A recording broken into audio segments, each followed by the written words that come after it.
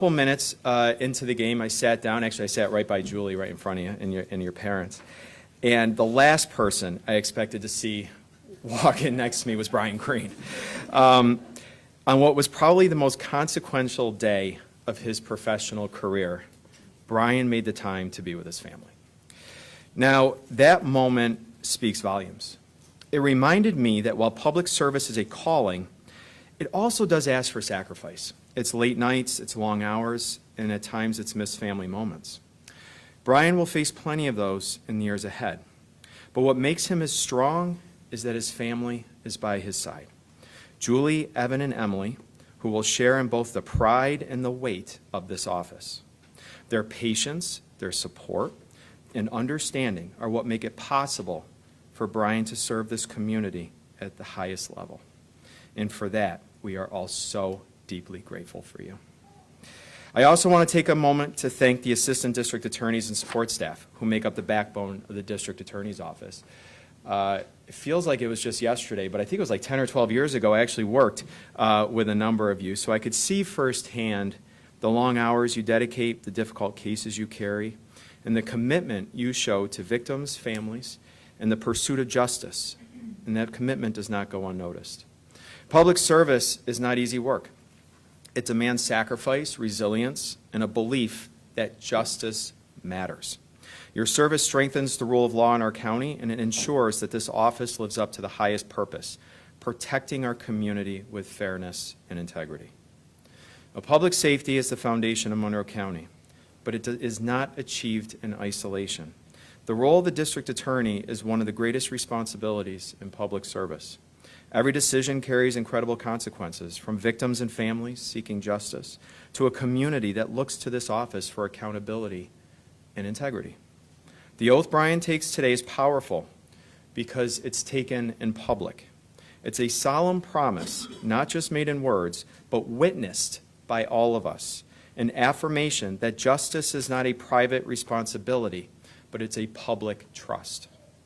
Now, I've known Brian for more than a decade. He's a skilled prosecutor, he's an excellent manager, and he's an honorable judge. He is committed to working in partnership with Sheriff Todd Baxter, with me, and all of our local law enforcement agencies, and with residents across Monroe County to keep our neighborhoods safe and to ensure those who do harm are held accountable. Brian has made this his life's work. Time and again, he has shown the creativity and the determination needed to solve difficult problems. Whether working with our juvenile prosecutor's office, playing that critical role in developing our JEDS program to help when crime was at an all-time high. Instead of relying on old approaches that weren't working, Brian helped us to build a new model that's since been recognized statewide and across the country as an innovative way to help young people, holding them accountable but putting them back on the right track. That same problem-solving mindset was evident last year when challenges arose in other areas of county government. When our medical examiner's office faced serious constraints, Brian was instrumental, helping lead reforms that improved operations and restored the public trust. He understands that public service isn't just about managing the crisis of the day. It's about building systems that deliver the very best service to the people that we're charged to represent. Now, Brian has spent 10 years at the DA's office prosecuting some of the toughest cases. Many of you will recall the tragic murder. Alvin was senselessly killed for refusing to take part in an insurance fraud scheme. Brian prosecuted that case, secured a conviction, and he ensured that Alvin's killer would be held accountable with a lifetime sentence. That case and the pain carried by the Metcalf family remained with Brian. Their courage and resilience are part of why we are here today, and why Brian asked that they, along with Alvin's sister Valencia, join us for this ceremony. It's a privilege to welcome the Metcalf family here. Now,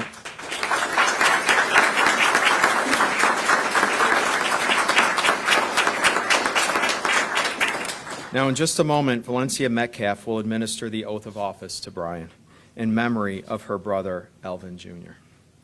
That connection reminds us that the pursuit of justice is not abstract. It's about real people, it's real families, in real communities who rely on this critical office every single day. Now, I know Brian has the skill and judgment and commitment to fill this role with honor. More importantly, I know he has the dedication to protecting the lives of the people that we serve. Brian, as you take this oath, may we all recognize the seriousness of the responsibilities you are accepting and the tremendous opportunity that it presents to make our community safer, stronger, and more just. So congratulations to you and your family, Brian. I look forward to working alongside you to protect Monroe County in the years ahead. So with that, it is my pleasure to bring up Brian, the Green family, and Valencia to come forward to administer the oath of office.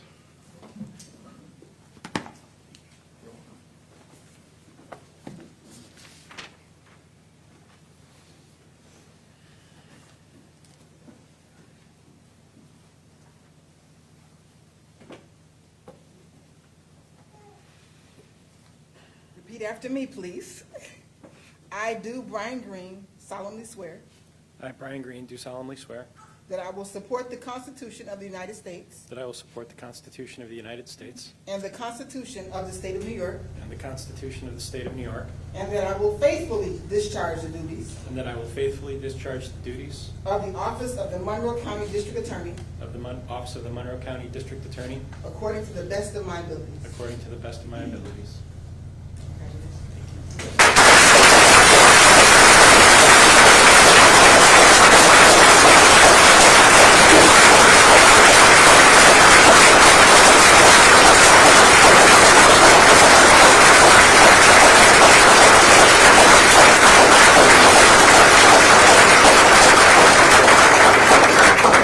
Thank you, everyone. And before I give my remarks, I'd like to just throw a quick little curveball in. If Jamie and Jackie could bring the book. Thank you.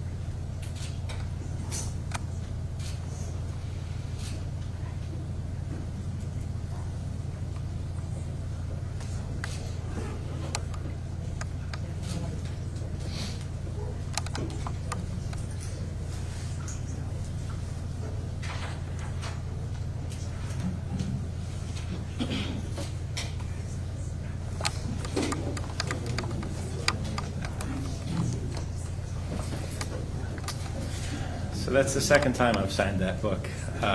When I first started as an ADA back in 2008, when my wife and I moved home from, I know Evan too, moved home from Ohio. This feels a little different.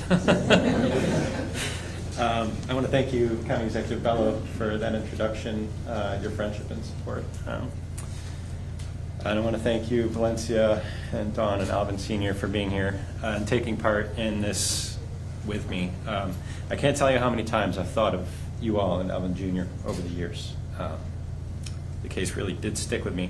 And I know that me prosecuting Alvin Jr.'s murderer can't bring Alvin back, and it can't repair the devastation your family suffered. But I do hope that what little justice I and the staff here were able to provide you has comforted you to some extent. And I hope that we can continue that mission here in the office.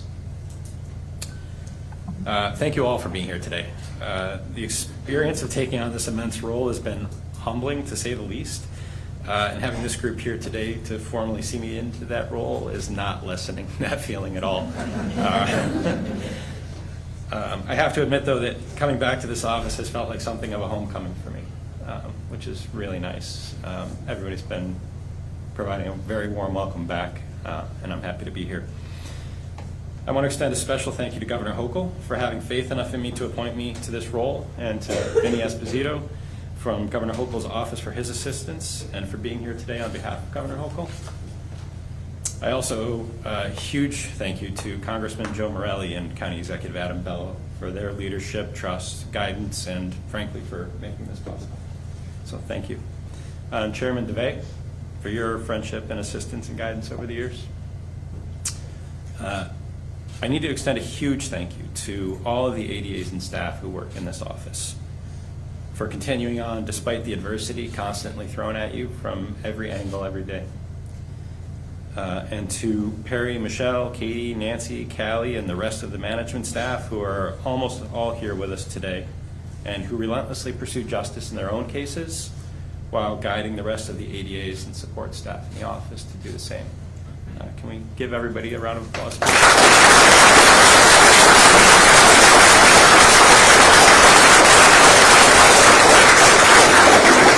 And I want to thank all the other elected officials and other public officials for being here with us today and for being willing to put it all out there for the sake of public service.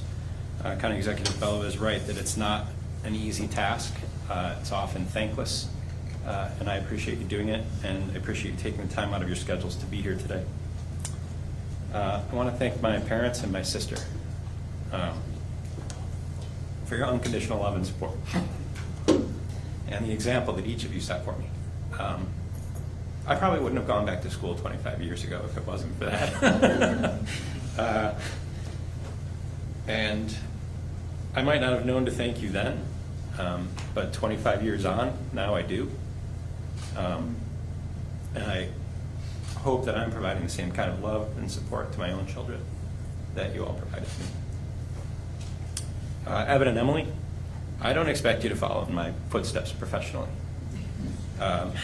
But I hope that what you've learned from me and your mother is that there are countless ways to have successful careers, and that you can have careers that fill you with satisfaction, even if it requires really difficult work or forging your own path. So find your own way, and we'll be here to help you. And Julie, I can't thank you enough for your love and support. I know there have been difficult times throughout our 23 years together because of my career choice. And I appreciate you putting up with me forging my own path, and especially from putting up with all the stuff that comes along with these types of public service jobs and with politics especially. I owe you a debt of gratitude that I'll never be able to repay. Thank you. All right, so I'm going to give you the too long didn't read version first of my philosophy on this job, leading the office, and some new business for the office. And then after that, you're free to doze off or leave for the rest of it if you want to. I will be in the office every day. And I will treat the staff of the office, the community, our partners in the criminal justice field, our civic leaders with respect. I will treat them all professionally. You all deserve that. I'll work tirelessly to secure the safety and security of our community every day.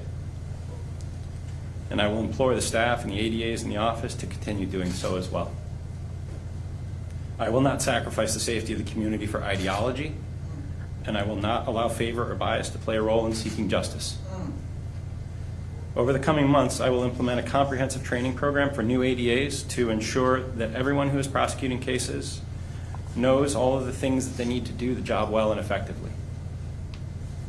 I'll return the office to a robust model of continuing education for those who've been in the office to ensure that we're addressing concerns that arise in our everyday practice on an office-wide scale. And I will also develop policies and procedures for the office to ensure consistency and fairness and thorough and successful prosecutions. All right, that's the nutshell version, but I hope some of you will indulge me for just a few minutes more.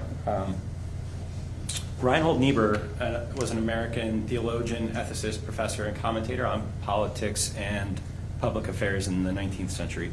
And he once said that man's capacity for justice makes democracy possible, but that man's inclination to injustice makes democracy necessary.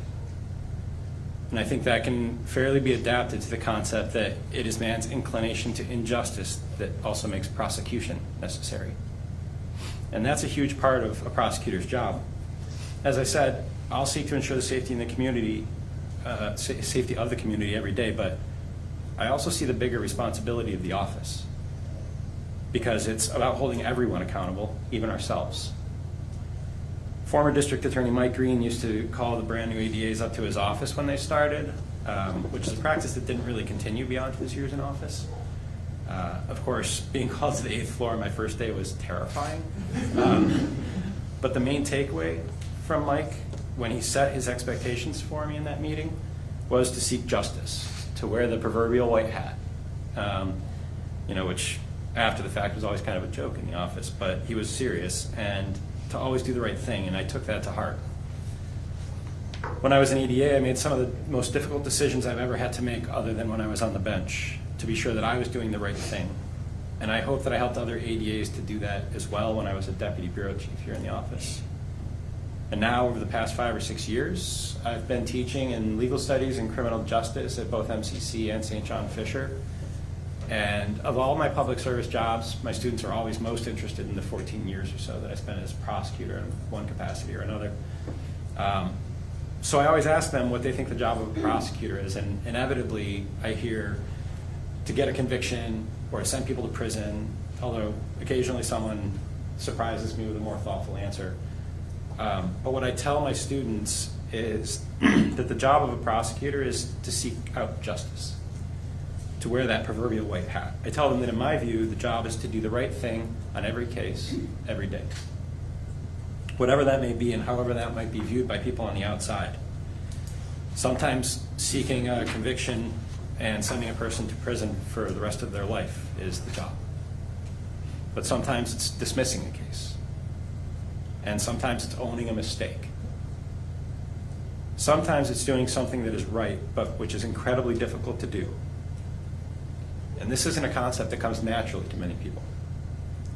Running an office like this requires leadership from the top down on a day-to-day basis to give people the support that they need to find their way to doing the right thing on every case, every day.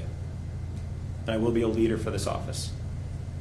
And in doing so, my team and I will fight every day to ensure the safety of the community, and we'll continue creating and maintaining the relationships between this office and all of our partners, including law enforcement, partner agencies, civic leaders, the defense bar, the judiciary, and we'll do the right thing. Thank you.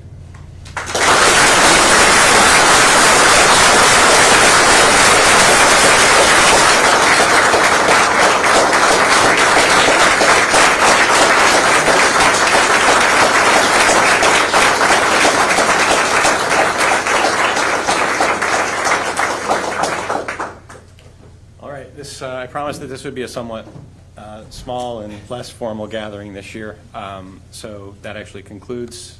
But I will be happy to greet people or talk to people, and then I'll address the media afterwards. All right. Thank you.